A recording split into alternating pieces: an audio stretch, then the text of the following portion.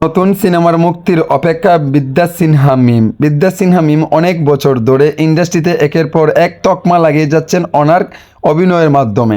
প্রথম সিনেমা আমার আছে জল দিয়ে দর্শকের দৃষ্টি কাড়লেন, তারপর আর পিছনে ফিরিয়ে তাকাতে হয়নি। একটার পর একটা সিনেমা করছেন, ক্যারিয়ারে যোগ হচ্ছে জাতীয় চলচ্চিত্র পুরস্কার। দেশের সীমানা পাড়িয়ে ভারতের বাংলা সিনেমা ও তিনি অভিনয় করছেন, সেখানেও প্রশংসিত হচ্ছেন তিনি।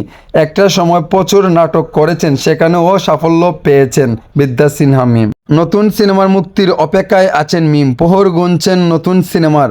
শহীদ বুদ্ধিজীবী শহীদুল্লাহ কায়সারের জীবন নিয়ে নির্মিত দিগন্তর ফুলের আগুন সিনেমা মিম অভিনয় করেছেন পান্না কায়সারের চরিত্রে।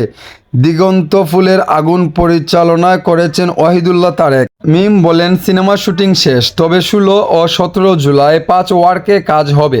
তারপরে পুরোপুরি কাজ শেষ হবে। 5 ওয়ার্কের জন্য প্রস্তুতি নিচ্ছেন।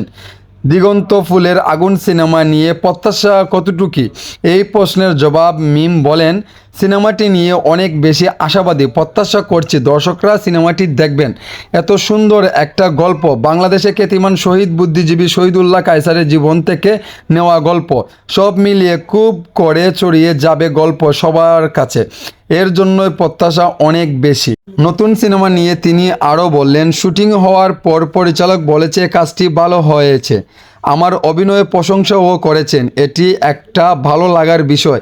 সিনেমার বাইরে ওয়েব সিরিজেও অভিনয় করেছেন সবাইকে এই সুন্দরী।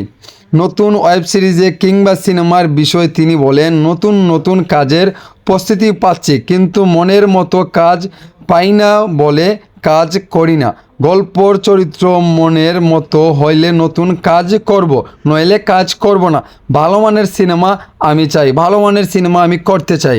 চলতি সময়ে ব্যস্ততা সম্পর্কে মিমি বলেন, নতুন বেশ কয়েকটি বিজ্ঞাপন করছি। চলিত মাসেও একাধিক বিজ্ঞাপন শুটিং করব। আশা করছি এই মাসে 2টি বিজ্ঞাপনের শুটিং হবে। 2 দিন আগে শাকিব খানের সঙ্গে একই মঞ্চে দেখা গিয়েছে মিমিকে। যদিও বেশ কয়েক বছর আগে টলিউড কিং শাকিব খানের সঙ্গে 2টি সিনেমায় অভিনয় করেছেন তিনি। একটার সিনেমার নাম আমি নেতা হব, অপরটির নাম আমার প্রাণের প্রিয়া। শাকিব খানের সঙ্গে একই মঞ্চে ছিলেন। নতুন সিনেমা নিয়ে কোনো কথা হয়েছে কি না, এমন প্রশ্নের জবাব মিমি বললেন, না না না, নতুন সিনেমা নিয়ে শাকিব খানের সঙ্গে কোনো কথা হয়নি।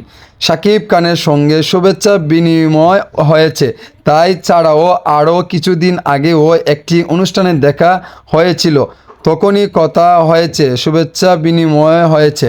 ক্যারিয়ারে এই সময় এসে কী ধরনের স্বপ্ন দেখেন, জবাব মিমি বললেন, সব সময় চেয়েছি ভালো কাজের সঙ্গে থাকতে, এখনও তা চাই।